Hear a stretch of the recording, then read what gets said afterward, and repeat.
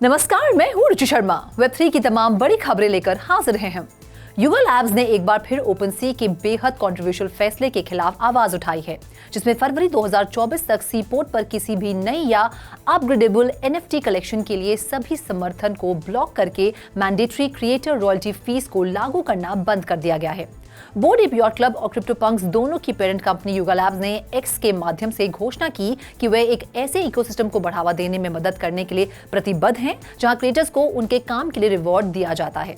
युगा labs के प्रवक्ता Emily kits ने द वर्ज को बताया कि कंपनी ओपनसी की मार्केट प्लेस को रॉयल्टी समाप्त करने के बाद कलेक्शंस को ट्रेड करने की अनुमति नहीं देने की दिशा में काम करेगी, लेकिन इस बात पर विस्तार नहीं किया गया कि एनएफटी कलेक्शंस किस प्रकार प्रभावित होंगी।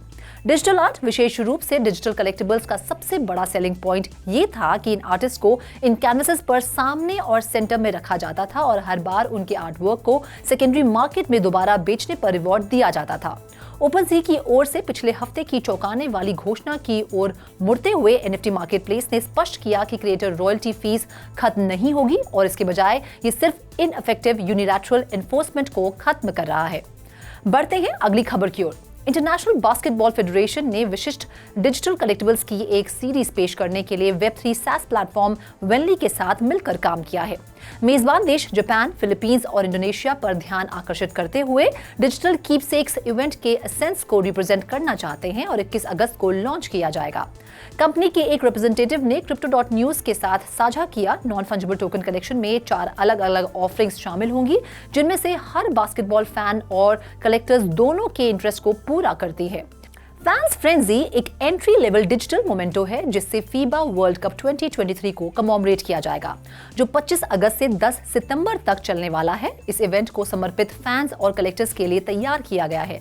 नेशनल प्राइड में टोटल 32 डिजाइन हैं, जिनमें से हर रिस्पेक्टिव नेशनल टीम से संबंधित है। अल्टीमेट कोर्ट साइड सेगमेंट जो 1500 यूनिट्स में अवेलेबल होगा, बास्केटबॉल हिस्ट्री पर केंद्रित है, जबकि गोल्डन ग्लोरी विजयी राष्ट्र के national pride digital keepsake holders के लिए एक कलेक्शन है।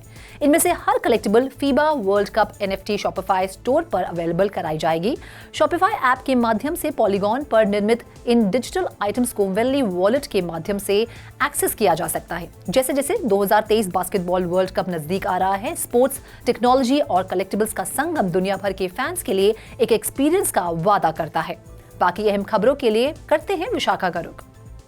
South Korean pop titans Blackpink Roblox में आ रहे हैं। बैंड ने इस साल कोचेला को हेडलाइन करने वाले पहले के पॉप ग्रुप के रूप में इतिहास रचा और अब 4 पीस एक डेडिकेटेड रोब्लॉक्स फैन हब के माध्यम से मेटावर्स की ओर बढ़ रहे हैं। एक्सपीरियंस वर्चुअल ऑनलाइन गेम में एक परमानेंट एडिशन होगा, जिससे फैंस को ब्लैकपिंक के म्यूजिक का जश्न मनाने और उनकी फेम्ड कोरियोग्राफी को फिर से बनाने के लिए एक इंटरैक्टिव स्पेस मिलेगा।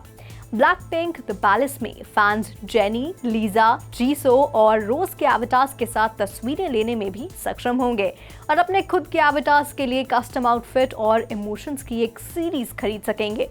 यूजर्स हैमर जैसी लाइट स्टिक का उपयोग करके क्रिस्टल को तोड़कर अपने इन एक्सपीरियंस आइटम्स को अपग्रेड करने में भी सक्षम होंगे, जैसे लाइट अप ट्रिंकेट्स जो फैंस कॉन्सर्ट्स में इस्तेमाल करते हैं। ब्लैकपिंक पैलेस को चैलेंजेस की एक सीरीज के साथ पूरे साल अपडेट किया जाएगा, जो रोब्लॉक्स की इन गेम करेंसी रोबक्स के साथ प्लेयर्स को रिवॉर्ड करेगा। ब्लैकपिंक थीम वाला रोब्लॉक्स वर्ल्ड 25 अगस्त को लॉन्च होने वाला है और इसे ब्रिटिश स्टूडियो कार्टा द्वारा विकसित किया गया है।